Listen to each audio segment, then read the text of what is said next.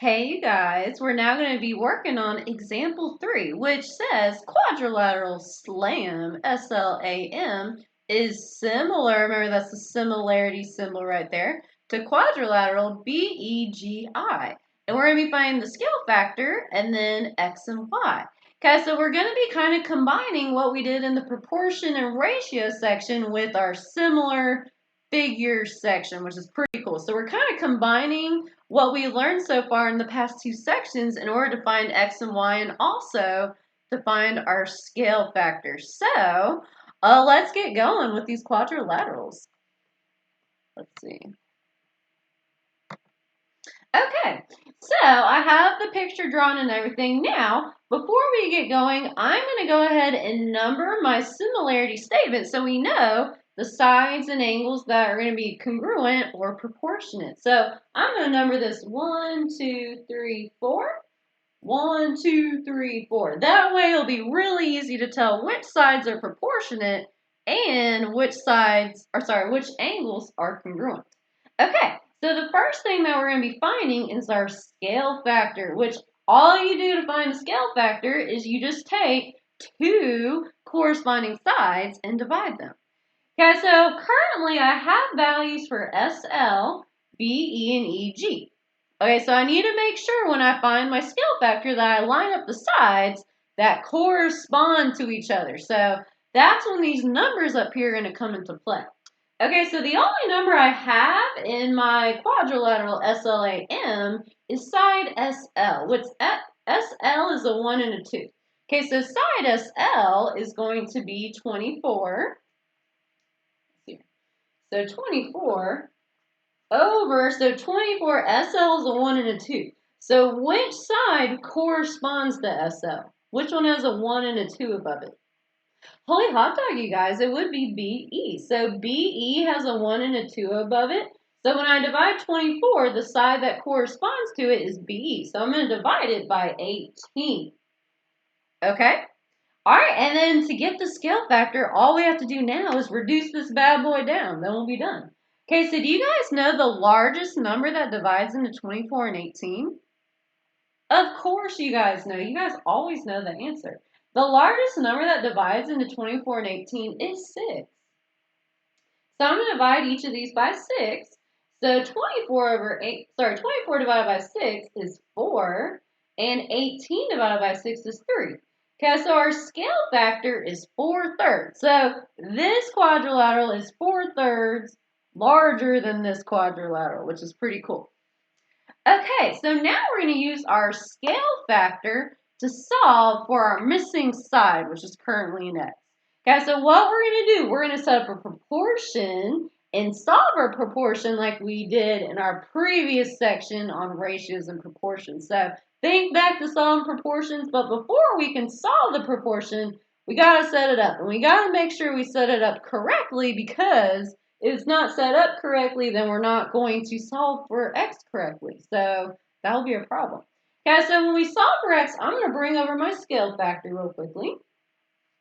Okay, and that will equal, okay, I need to make sure when I write my proportion that I write it in the same way I wrote this one.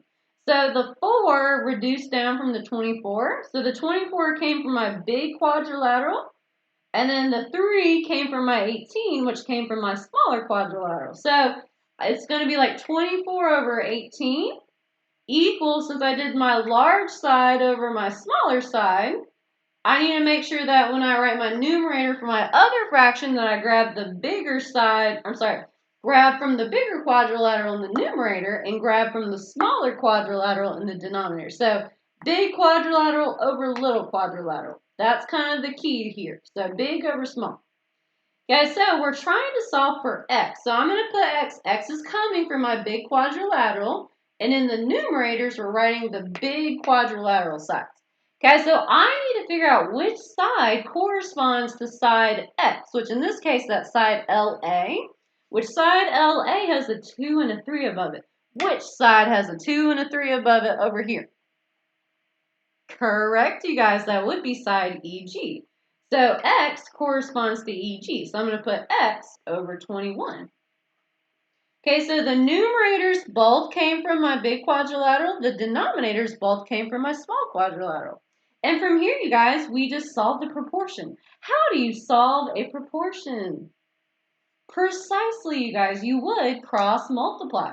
And again, before you cross multiply, you always try to reduce down any of your fractions to make your number smaller, which thankfully we don't have to do that because we already reduced down our scale factor.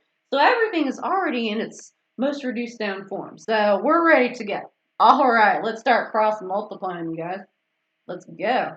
Okay, so I'm going to go this way first. So 3 times x is 3x. And that will equal 4 times 21. Okay, which 4 times 21, I'm going to work that out because I don't know that on top of my head. So that'd be 84. All right, and then from here, you just solve this thing for x. Okay, so the 3 and the x are secretly multiplying together. So the way that you bring the 3 to the other side is by dividing. Which 3 divided by 3 cancels and turns to 1. So we're left with x equals 84 divided by 3, which again, I don't know that off the top of my head, so I'm going to work it out real quickly. So 3 goes into 8 2 times with a remainder of 2. And 3 goes into 24 8 times, so it's 28. So guess what, you guys? We have solved for x. Yay! Okay, so now all that's left for us to find is y, which y is actually secretly angle I. Okay, so now remember in similar figures, which let me see if I can zoom out anymore. Doesn't look like, okay. I want you to see the whole thing. Okay, so angle, or y is secretly angle I. Now remember, similar figures have proportionate sides, but congruent angles. So you gotta be careful. So since it's an angle, I need to figure out which angle I is congruent to, because guess what? That will be what y is. So I is currently in the 4 spot. Which angle over here is in the 4 spot? Yes, it would be the M. They're both in the 4 spot. So angle M is 83. Okay, so I know angle I is congruent to angle M because they both correspond to each other. They're both in the 4 spot. Okay, so that means angle I, the measure of angle I equals the same thing as the measure of angle M, which is 83. Which, guess what, you guys? That means that y is 83 because y is secretly I, which is awesome. So guess what, you guys? That's it. How do you feel about solving your first similar figure problem? Wasn't that exciting? I think it was totally exciting. Way to go, you guys.